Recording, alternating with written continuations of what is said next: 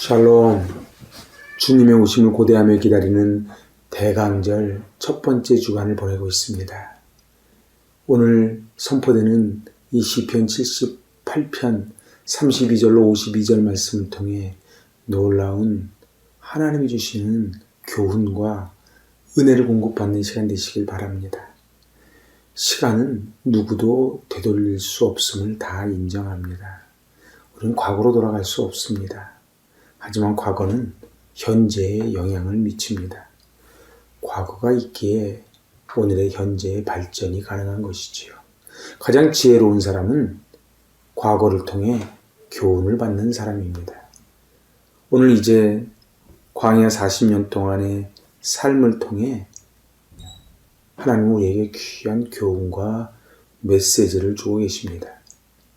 오늘은 이제 시편 78편 네 번째 시간 32절로 52절을 통해 은혜를 공급받고자 합니다. 그 앞에 18절에서 31절은 광야 생활 동안 만나와 메추라기를 통해 하나님께서 먹이시고 입히셨던 그런 장면을 보았습니다. 이제 오늘 이어지는 32절로 첫 번째 단락 39절까지는 이에 대한 이스라엘의 반응이 나옵니다. 오늘 32절은 참 충격적입니다. 세 번역입니다. 이 모든 일을 보고서도 그들은 여전히 죄를 지으며 그가 보여주신 기적을 믿지 않았다. 베콜조트, 원어적으로는 이 모든 일에도 불구하고 그 앞에 하나님이 기적을 보여주셨음에도 불구하고 저들의 반응이 뭐예요? 여전히 범죄하고 기이한 일을 믿지 않았다입니다. 기브롯 핫다와에서 많은 이들이 죽었음에도 불구하고 계속 범죄가 이어짐을 보고 있습니다. 그리하여 33절에 그래서 그들의 생애는 헛되이 끝났으며 그들은 남은 날을 두려움 속에서 보냈다. 사람이 과거를 통해 교훈을 받지 못하면 그들은 두려움 속에서 죽어갈 수밖에 없지요. 자, 34절, 35절 세 번역입니다. 하나님께서 그들을 진멸하실 때에 그들은 비로소 하나님을 찾았으며 돌아와서 하나님께 빌었다. 그제서야 그들은 하나님이 그들의 반석이심과 가장 높으신 하나님이 그들의 구원자이심을 기억하였다. 하나님께서 진멸하니 그때서야 하나님을 찾고 하나님께 빌고 하나님이 구원자이심을 기억했다. 돌이켰다, 찾았다, 기억했다. 이것은 모두 이스라엘 백성들이 하나님께로 향하는 행동을 묘사한 말들입니다. 자, 이제서야 하나님께 돌이키고 하나님께 빌 때에 하나님의 말씀은 36절, 37절에 이렇게 선포가 됩니다. 그러나 그들은 입으로만 하나님께 아첨하고 혀로는 하나님을 속일 뿐이었다. 그들의 마음은 분명히 그들을 떠났으며 그가 세우신 언약을 믿지도 않았다. 심판은 사람의 마음을 일시적으로 돌이킬 수 있지만 근본적으로 돌이키지는 못합니다. 사람이 어려운 일을 당했을 때에 하나님 앞에 앗뜨고 싶어서 입으로는 하나님 잘못했습니다. 도와주옵소서 한 번만 용서해달라고 하지만은 결국은 하나님을 속이는 것뿐이라는 것이지요. 왜요?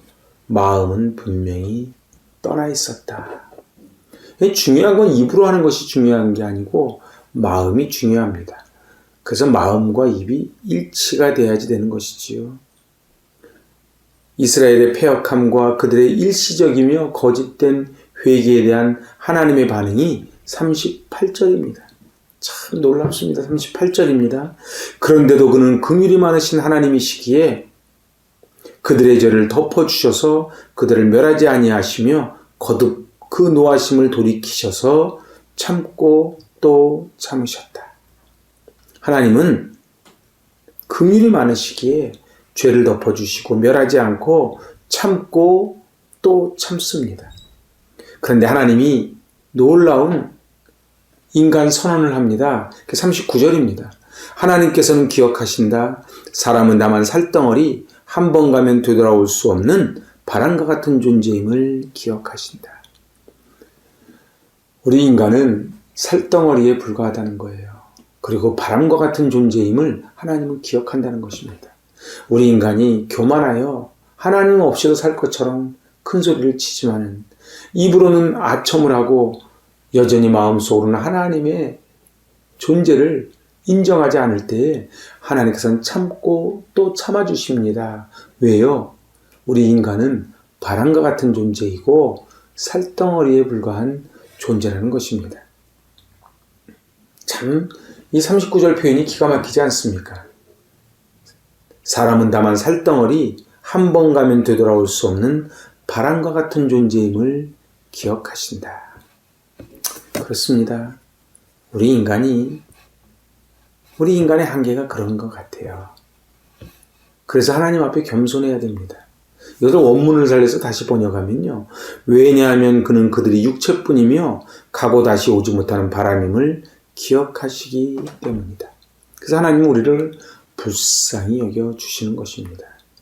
이제 32절에서 39절까지 일시적이고 거짓된 회개에 대하여 고발하고 그럼에도 불구하고 참고 또 참아주시며 우리에게 긍휼을 베풀어 주시는 하나님의 사랑을 노래했다면 이제 40절에서 52절까지는 출애굽 당시 베푸신 하나님의 장엄한 역사와 그리고 광야의 여정 가운데 이스라엘의 패역한 배신에 대한 증언을 합니다. 40절 41절입니다. 그들이 광야에서 하나님께 얼마나 자주 반역하였던가, 황무지에서 그를 얼마나 자주 괴롭혔던가, 그들은 하나님을 거듭거듭 시험하고 이스라엘의 거룩하신 분의 마음을 상하게 하였다. 참, 우리 광야 학교라고 하는데 이스라엘 백성들은 광야에서 하나님을 배반하고 거듭거듭 시험하고 하나님 마음을 상하게 한 거예요.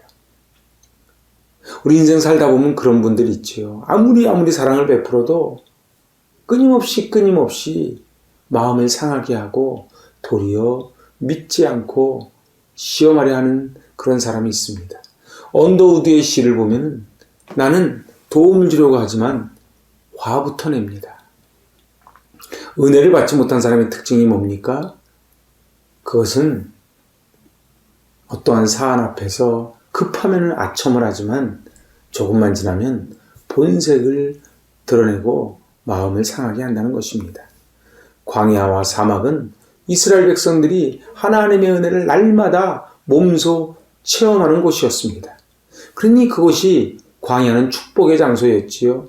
가나안 땅까지 가는 한 걸음 한 걸음씩 나아가는 무르익는 장소, 그리고 수업받는 하나님만 바라보는 그런 소중한 장소였습니다.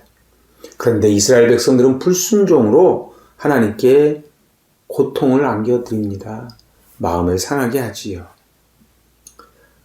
오늘 하나님의 마음을 노엽게 했다는 것을 새 번역은 마음을 상하게 했다고 번역을 합니다. 자식은 부모의 마음을 상하게 하면 안 됩니다. 성도는 하나님의 마음을 상하게 하면 안 됩니다. 하나님이 베풀어 주신 은혜를 당연한 것 같이 여기지 않고 거듭거듭 감사하는 것, 그것이 하나님을 위한 길이지요. 자, 이제 42절입니다. 그들이 하나님의 권능을 기억하지 아니하며 대적에게서 건져주신 그날도 잊어버렸다. 인간은 망각의 존재입니다. 하나님이 기적적으로 해방시켜 주시고 그리고 이끌어 주셨는데 다 잊어버린 거예요. 이스라엘은 결코 잊을 수 없는 날인데 잊은 거예요. 우리가 6.25를 잊어버리고 광복절을 잊어버렸듯이 말입니다. 자, 이제 43절에서 51절까지는 이스라엘의 10가지 재앙이 나옵니다. 그 중에 6가지 재앙만 대표적으로 피재앙, 개구리 재앙, 이재앙, 파리재앙, 황충 메뚜기 재앙, 우박재앙, 그리고 맨 마지막으로 장자, 죽음 재앙까지. 도대체 하나님께서는 왜 이스라엘 백성들을 이렇게 10가지 재앙을 소개하면서 다시 노래할까요? 그것은 바로 하나님의 기적이 아니고서는 한 발자국도 못 가는 존재라는 것을 일깨워주는 것입니다.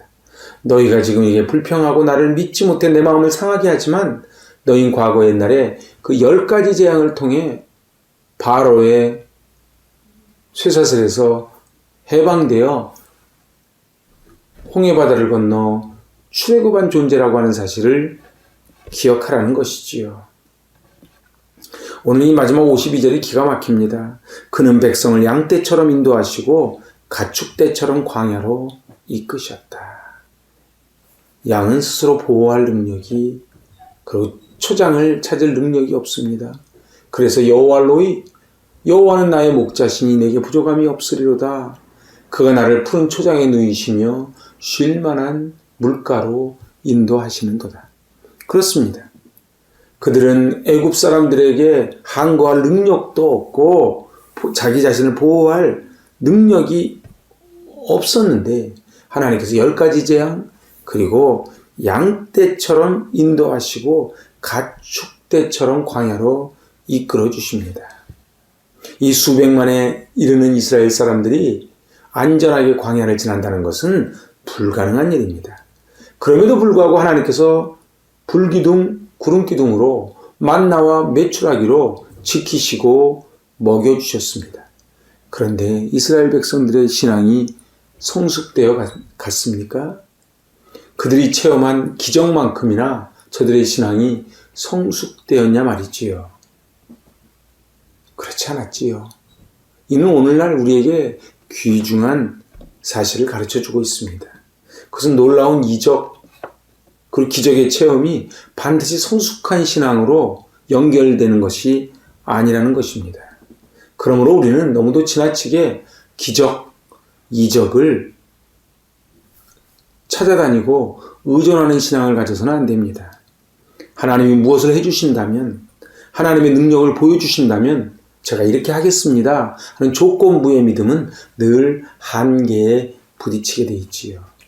우리 신앙의 진정한 성숙은 이적과 기적이 아닌 하나님의 말씀을 묵상하는 그 깊은 묵상을 통해서 온다는 사실입니다. 하나님의 말씀은 살았고 운동력이 있기에, 그리고 교훈과 책망과 바르게 함과 의로 교육함을 우리에게 주기에, 관절과 고수를 찔러 쪼개기에 그 말씀을 붙잡고 나아갈 때에 그의 믿음은 반석과 같은 탄탄한 믿음이 될 것입니다. 성숙한 신앙은 보지 않고도 믿는 믿음입니다. 그래서 믿음은 바라는 것들의 실상이지요, 보지 못하는 것들의 증거입니다. 저는 마지막으로 누가복음 17장 17절 예수님이 이 나병 환자들에게 하신 말씀을 말씀드리며 말씀을 마치려고 합니다. 예수님이 말씀하셨다. 10사람이 깨끗해지지 않았느냐? 그런데 9사람은 어디 있느냐? 우리 주님은 나병을 고치는 데 목적이 있는 것이 아니고 육적인 나병을 고친 후에 예수님께 와서 감사함을 표해서 구원함을 받는 데 목적이 있습니다. 우리는 인생 살다 보면 얼마나 어려움이 많습니까? 하나님께서 기가 막힐 웅덩이와 수렁에서 건져 올려주셨지요. 그리고 우리를 만나와 메추라기로 먹여주셨습니다. 이것은 우리의 단순한 생명을 연장하는 데 목적이 있는 것이 아니고 바로 하나님께 영광을 올려드리는 그 솔리데오 글로리아의 목적이 있는 것입니다. 나머지 9은 어디 있느냐? 우리는 인생 살며 이 이스라엘 백성들처럼 10가지 재앙, 홍해바다, 만나와 메추라기의 기적을 보고도 여전히 하나님을 믿지 않고 신뢰하지 않는 저 이스라엘의 모습이 바로 우리의 모습은 아닌지요. 오늘 이 대강절 첫 번째 주간을 맞이하여 오늘 이 시편 73편 32절로 52절 말씀을 통해 다시 한번 교훈을 받는 것입니다. 하나님, 살아가는 게 기적이고 이적일진데 하나님 앞에 기도할 때에 이적과 기적을 구하는 인생이 아닌 하나님의 말씀에 근거하여 그 말씀대로 행함의 믿음이 있게 해달라고, 그래야 승리하는 그런 대강절 첫 번째 주간 되시길 바랍니다. 아멘. 기도하십니다. 하나님 아버지, 보고 믿는 믿음이 아닌 하나님 말씀에 근거한 믿음으로, 성숙된 믿음으로 가길 원합니다. 오늘 귀한 시편 말씀을 통해 저희들 많은 교훈을 받습니다. 저희들 또한 하나님의 마음을 상하게 해드리지 않았는지 돌아봅니다. 늘 기적과 이적을 쫓아가는 저희의 모습은 아닌지요. 하나님께서 이곳까지 인도하신 것이 기적일진데 주님 손 붙잡고 승리하는 대강절 되게 하여 주시옵소서. 예수님의 이름으로 축복하며 기도하옵나이다. 아멘. 샬롬. 높고 높은 보좌 버리시고 낮고 낮은 자리에 오신 우리 예수 그리스도의 마음으로 간직하며 승리하실 수 있기를 바랍니다. 아멘.